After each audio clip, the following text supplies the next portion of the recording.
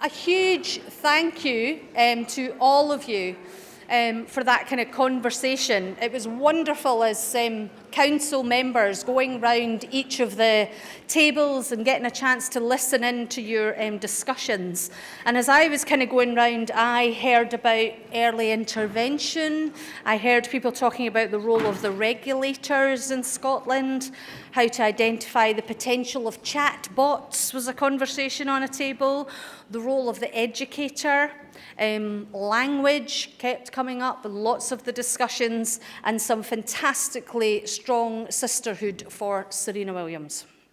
Quite right too. Yes, absolutely.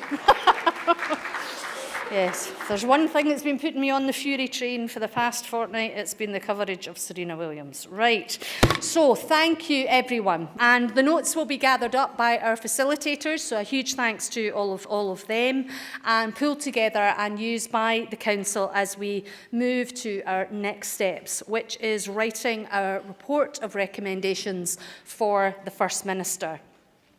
So in drawing this session towards a close, can I just check how many of you have seen or are at least familiar with the film The Truman Show, starring Jim Carrey, Lorna Linney and Natasha McElhone, written by Andrew Niccol?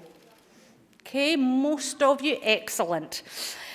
Let me read you the opening pages of the screenplay of The Truman Show.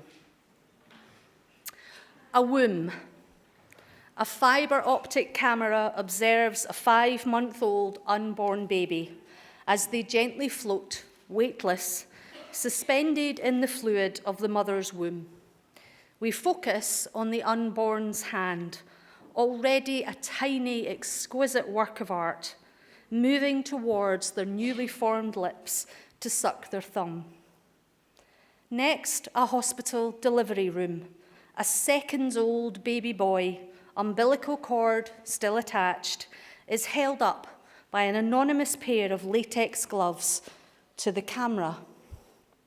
Shocked by the unaccustomed light and cool of the delivery room, the newborn fights for his first arduous breath, following almost immediately a cry.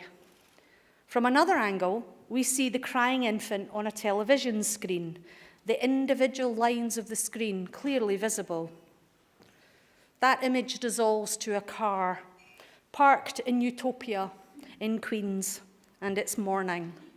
The face of the baby, 34 years later, still crying.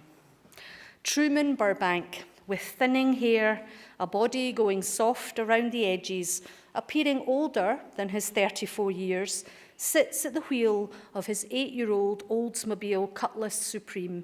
He cries without shame, making no attempt to wipe away the tears.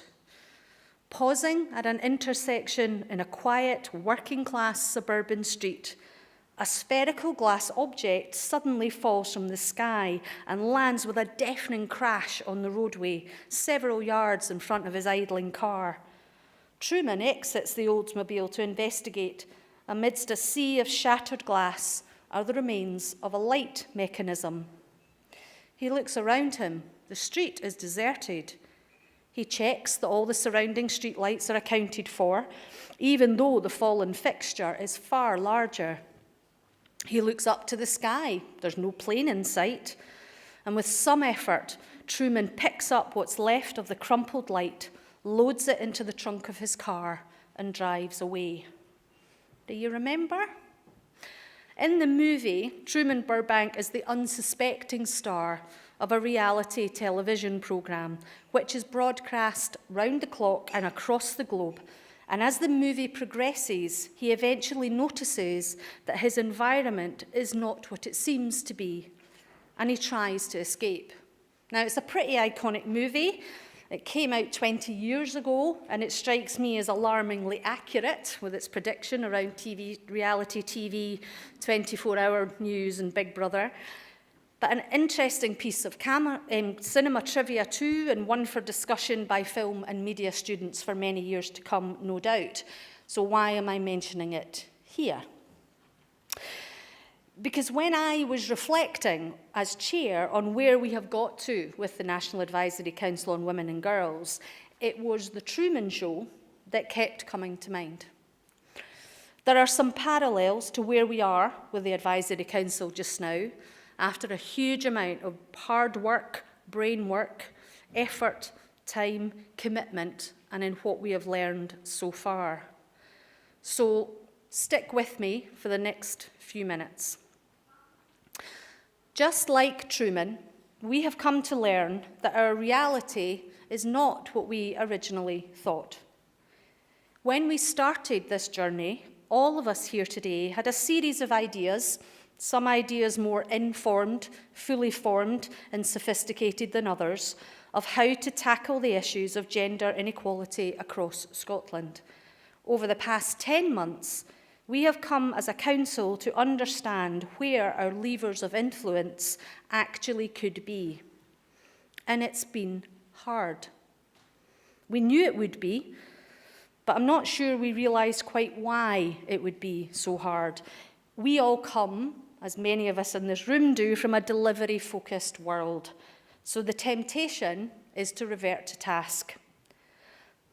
But I have to say that the realisation is that the doing is not for us, and that is not an abdication of responsibility. It's a recognition of where our power and potential as a council can be. Because what we've recognised is it is system change that is required. You can't change culture and attitudes without actually doing things differently. Culture and attitudes are the end product of a system. To change the culture, you have to change how that system works. We are currently in a world where many people are just not up for this world being a gender equal one, whether that is because of fear of the unknown or fear of giving up power. So part of our work as a council has to be creating mechanisms which create conditions. We have to think about how we can orchestrate, how we can design a new gender equal system for Scotland that others can then flourish in and deliver action and positive change. I'm a fan of gardening analogies in these situations. Nature always provides the answer, I think, if you sit with it long enough. And it seems to me that gardening is what we're doing here.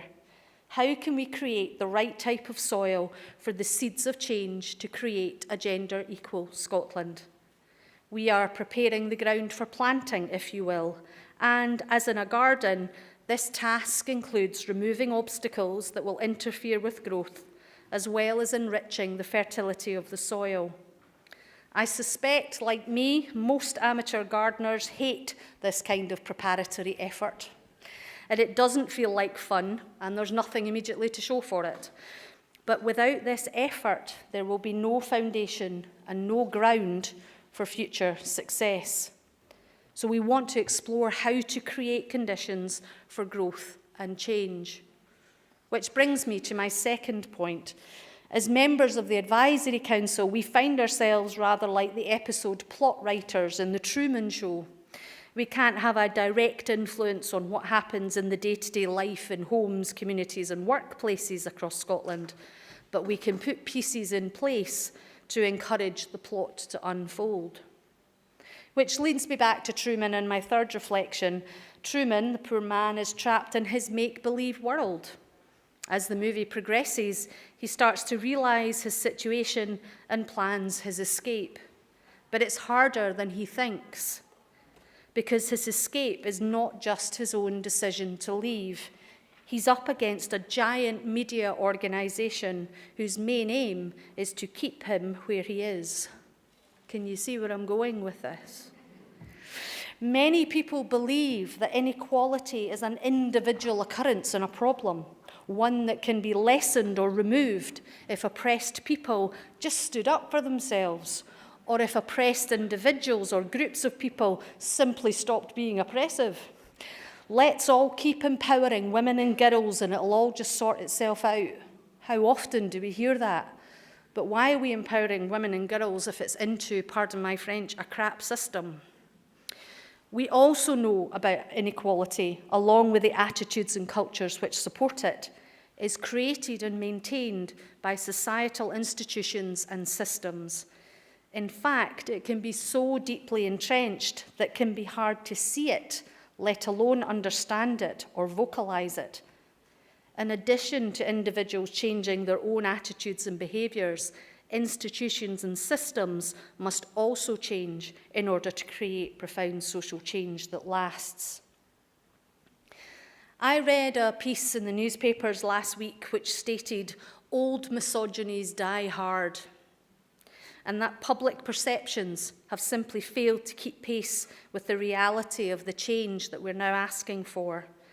It pointed out that we have a media that continues to be controlled by men who write stories to be read and remembered by other men. And if you need proof of that, just take a look at the commentary that has accompanied some of the stories about gender inequality that have hit the headlines in recent weeks, both here in Scotland and further afield. So in our context, over the last year as a council, we've talked about power and accountability, about public duty and leadership, about procurement and economics, about language and narratives.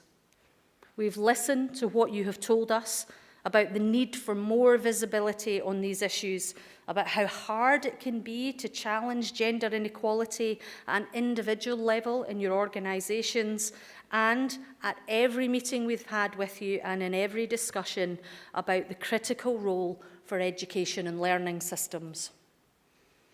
What has been striking is how challenging it can be for all of us to keep the whole system, the whole garden, in mind.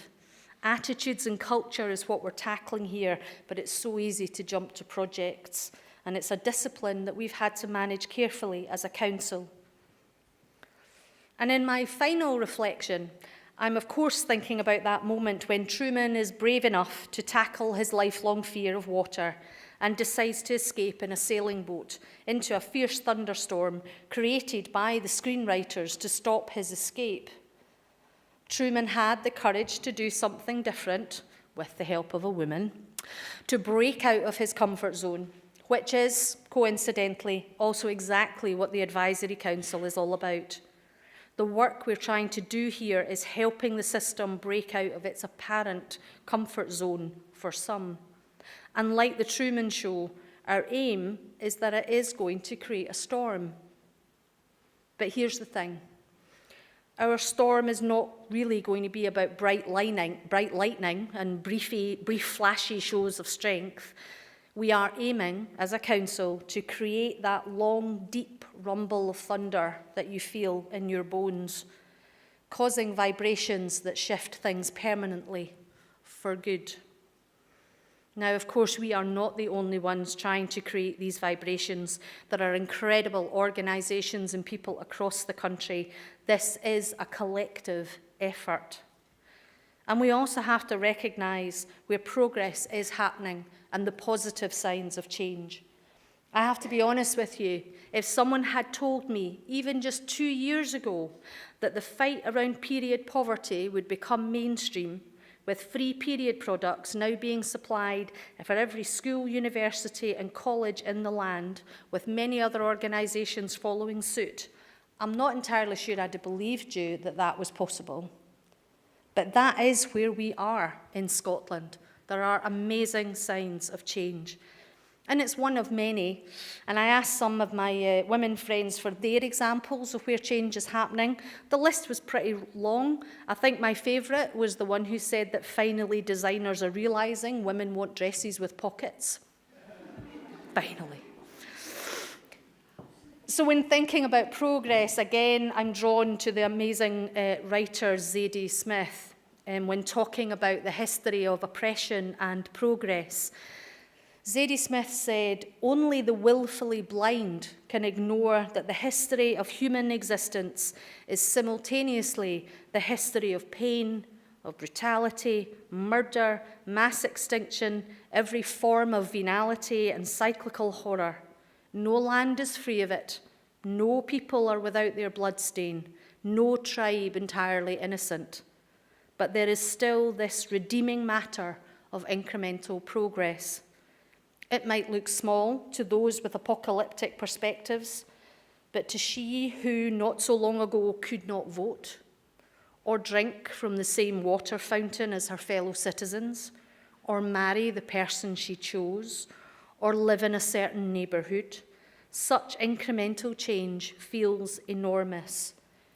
She says progress is never permanent. It will always be threatened, and it must be redoubled, restated, and reimagined if it is to survive. So my thanks and the thanks of the Council to each and every one of you and the nearly 500 members who have signed up to the Circle so far. For your ideas, your insight, your expertise, your curiosity, your commitment, thank you for travelling alongside us. Our report will be with the First Minister in December, and we plan to hold a public event in January to share and discuss our findings with you, so please watch this space. Our topic next year will be policy coherence. Is all policy made with gender in mind? I'm not sure what we're going to do the other 360 days of the year once we've answered that, but never mind. It's another complex topic, but we know with your help that we can explore it and create a positive case for system change. In the meantime, the offer is there for you to continue to engage online, set up your own wee circle, be like Orkney, lift as you climb. Each of you must know that every day young women and young men are being led by your example. So keep restating and keep reimagining.